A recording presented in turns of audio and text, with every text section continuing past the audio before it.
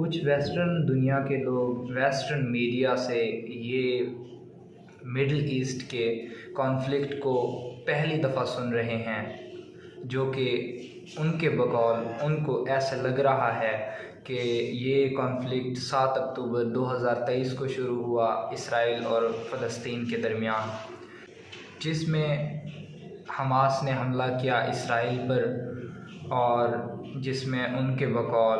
بہت سی معصوم جانیں گئیں، اور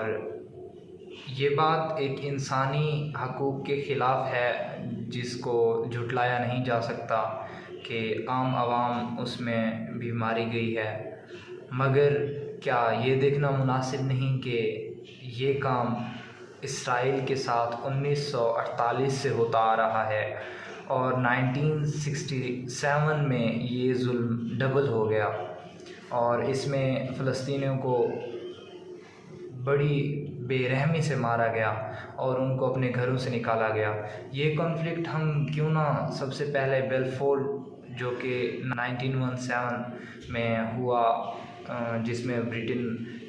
کالونیز نے جیوز کو آباد کرنے کا پروگرام بنایا، اور بہت سے ممالک میں ان کو آباد کرنے کا منصوبہ بنایا گیا، لیکن کہیں پر بھی انہیں ایکسیپٹ نہیں کیا جا رہا تھا، اور نہ ہی یہ اسٹیبل ہو رہے تھے، جن کی اسٹیبلٹی پہلے خراب کی تھی ہٹلر نے، جس میں 6 ملین بچے، عورتیں اور مرد مارے تھے ہٹلر نے ورلڈ وار 2 میں۔ اس کے بعد اس انسٹیبلٹی کے بعد کسی بھی ملک میں ان کو اسٹیبلٹی نہیں مل رہی تھی، اور حالانکہ یہ یو ایس یو کے ہر ملک میں آباد تھے، وہاں پر بھی انہیں کوئی خاص کہیں کہ آرام نہیں تھا، اور نہ ہی یہ اسٹیبل تھے۔ تو اس کے بعد امریکہ کی چال ہی سمجھیں یا جو بھی سمجھیں، انہوں نے آباد کیا اسرائیل کو، یہودیوں کو آ کے اسرائیل میں۔ تو اس میں انہوں نے جب سے آبادی شروع کی، اس کے بعد انہوں نے اپنے ایسٹس اور ہر چیز وہاں پر انویسٹ کرنا شروع کر دی، تاکہ وہاں کے لوگوں کو لگے کہ یہ ان کی ترقی کے لیے کام ہو رہا ہے۔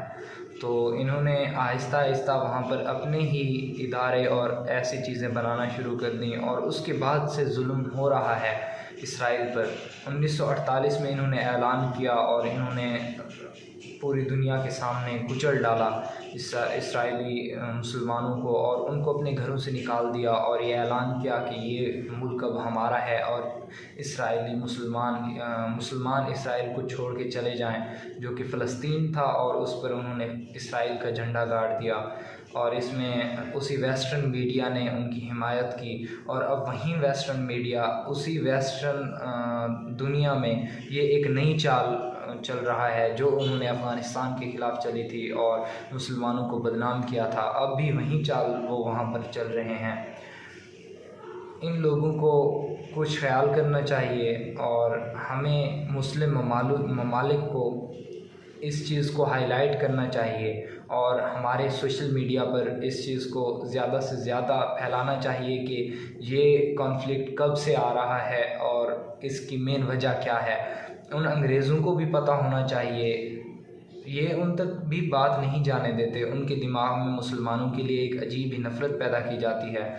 ہماری دعا ہے اللہ پاک سے کہ اللہ پاک ہمیں فتح عطا فرمائے اور ہمارے فلسطینی بھائیوں کی حمایت فرمائے، آمین۔